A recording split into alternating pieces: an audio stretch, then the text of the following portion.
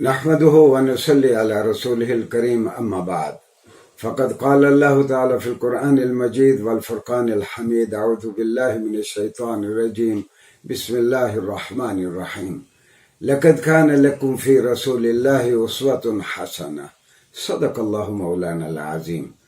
اللہ نے فرمایا کہ رسول اللہ صلی اللہ علیہ وسلم کے طرز عمل میں آپ کے لیے بہترین نمونہ ہے۔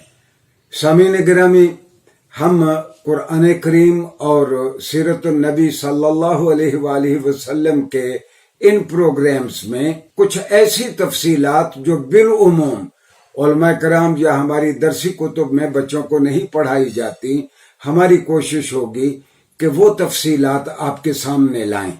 آج ہمارا موضوع ہے کہ اللہ جل شانہ انبیاء کو کیوں مبعوث کرتے رہے، آخر ضرورت کیا تھی انبیاء کو بھیجنے کی۔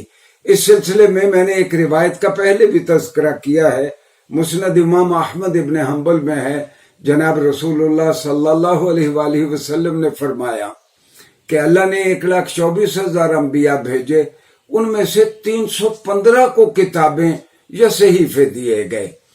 اچھا، یہ جتنے بھی انبیاء آتے رہے، یہ جس قوم کی جانب مبعوث ہوئے، رسول اللہ صلی اللہ علیہ وسلم تو پورے جہان کی جانب مبعوث ہوئے۔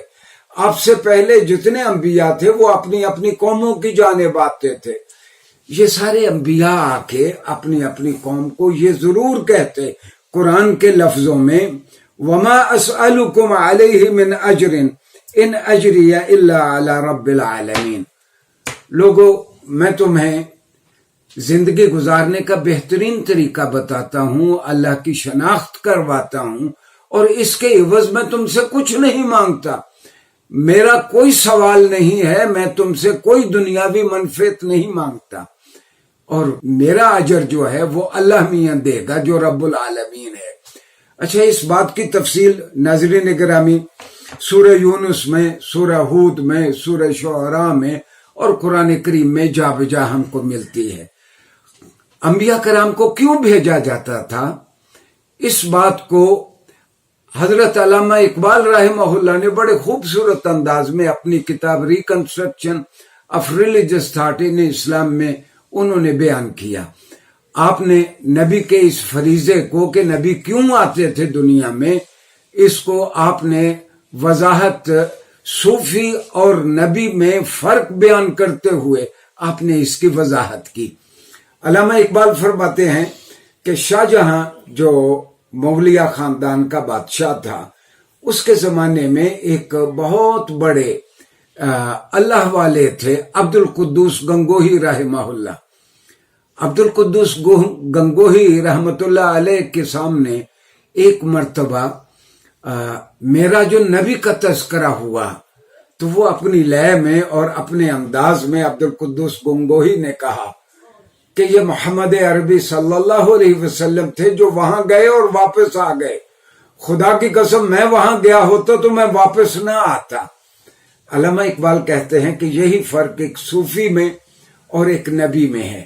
صوفی جب اپنی منچاہی منزل تک پہنچتا ہے، جب وہ اپنے ارگازم پہ اور اپنی کیفیت میں ہوتا ہے، صوفی اس سے نکلنا نہیں چاہتا، اور نبی اس کیفیت سے نکلتا ہے، آ کے لوگوں کے ساتھ محلوں میں رہتا ہے، اپنے آپ کو رول ماڈل اور اپنے آپ کو ایک اسوہ کامل کے طور پر پیش کرتا ہے، لوگوں کو جس بات پہ عمل کرنے کے لیے کہتا ہے پہلے خود اس پہ عمل کر کے دکھاتا ہے۔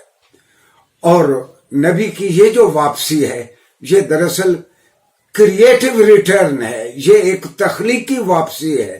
نبی اس لیے واپس آتا ہے کہ اس نے تاریخ کے دھارے کو بدلنا ہوتا ہے، اس نے ایک نیا ورلڈ ویو اور ایک نیا فلسفہ حیات دینا ہوتا ہے، اس نے لوگوں کو بتانا ہوتا ہے کہ کلکم من آدم و آدم من تراب، تم سارے لوگ آدم کی اولاد ہو اور آدم کو اللہ نے مٹی سے پیدا کیا، اور اس نے لوگوں کو بتانا ہوتا ہے خلقکم من نفس واحدہ، اللہ نے تم کو ایک ہی جان سے پیدا کیا ہے۔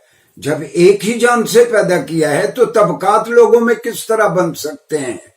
تو نبی دراصل جب پھر اس کے باوجود نبی پہ اعتراض ہوتا ہے तो फिर नबी कुरानी अंदाज में लोगों को जवाब देता है, लबिस्तु फीकुम उमरन, मैंने तो जिंदगी का एक हिस्सा तुम्हारे अंदर गुजारा है। तुमने देखा नहीं कि मैं झूठ नहीं बोलता, तुमने देखा नहीं कि मैं अमानतों की हिफाजत करता हूं। और फिर नबी को, खास तौर पर रसूलुल्लाह सल्लल्लाहु अलैहि वसल्लम को दुश्मन आपको अमीन कहते हैं और आपको सादिक कहते हैं। वाज़े रहे कि ये किसी कुरैशी ने या किसी पार्टीजन ने आपको खिताब नहीं दिया।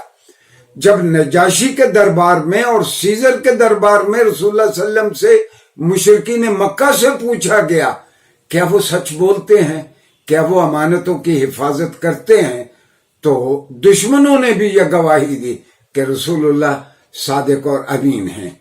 नाज़रीन गिरामी, हम आइंदा इंशाअल्लाह सीरत के मुख्तलिफ गोशों को आपके सामने वाज़े करते रहेंगे। शुक्रिया जी।